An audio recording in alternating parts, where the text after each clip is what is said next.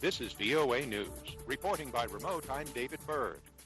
The head of the World Health Organization said Wednesday that governments need to reassess national responses to COVID-19 now and speed up vaccination programs to tackle the Omicron variant. WHO Director General Tedros Adhanom Ghebreyesus said the variant's global spread suggests it could have a major impact on the COVID-19 pandemic, and the time to contain it is now. The steps countries take today and in the coming days and weeks will determine how Omicron unfolds. The WHO noted early evidence from BioNTech and Pfizer of the effectiveness of their vaccine against Omicron, but the chief scientist for the organization said it was too soon to say whether the reduction in neutralizing antibodies meant the shot was less effective.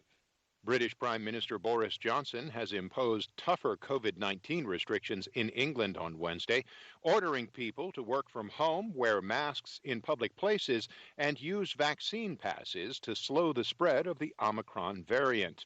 The Prime Minister said Omicron was spreading rapidly and he had no choice but to move to Plan B while a vaccine booster program rolls out. But if and indeed as soon as it becomes clear that the boosters are capable of holding this Omicron variant, and we've boosted enough people to do that job of keeping Omicron in equilibrium, then we will be able to move forward as before. Johnson, who lifted most COVID-19 restrictions in England in July following a rapid vaccine rollout, had vowed to navigate the winter without resorting to a fourth COVID-19 lockdown, but had kept a so-called Plan B in reserve. This is VOA News. Even as the United States hits a COVID-19 vaccination milestone, virus cases are spiking. AP's Sagar Magani reports. There are now 200 million fully vaccinated Americans. Nearly 48 million have received a booster shot. And White House Virus Response Chief Jeff Zients says the U.S. administered some 12.5 million shots last week alone, the most in a week since May. And that's critical progress as we head into the winter and confront the new Omicron variant. But even highly vaccinated areas like New England are seeing surges. The daily average of new cases nationwide is up to 119,000 from 95,000 late last month. Hospitalizations are up 25% from a month ago. The U.S. death toll could hit 800,000 in just days. Sagar Magani, Washington. U.S. President Joe Biden said his 2-hour secure video call Tuesday with Russia's President Vladimir Putin was very straightforward with no minced words.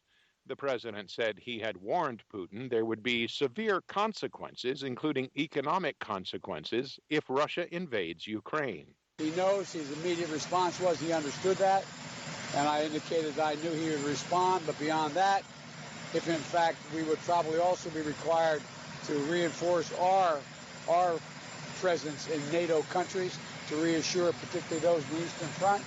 In addition to that, I made it clear that we would provide the defensive capability to the Ukrainians as well. The president said those consequences would not include a unilateral military response, underscoring that that is not on the table. Biden said he is confident that Putin got the message. 7 United Nations peacekeepers were killed Wednesday when a logistical convoy struck an explosive device in central Mali. The incident happened in the Bandiagara area of the Mopti region. The casualties were peacekeepers from Togo. UN Chief Antonio Guterres strongly condemned what he called a heinous attack, according to his spokesman Stéphane Dujarric. Mali is the epicenter of an insurgency that began in the north of the country in 2012 and spread 3 years later to neighboring Niger and Burkina Faso. Thousands of people across the region have died and around 2 million have been displaced. Stocks ended modestly higher on Wall Street Wednesday, with the Dow Jones Industrial Average gaining 0.1%. The S&P 500 rose 0.3%. The tech-heavy NASDAQ gained 0.6%. Visit voanews.com for more. Reporting by remote.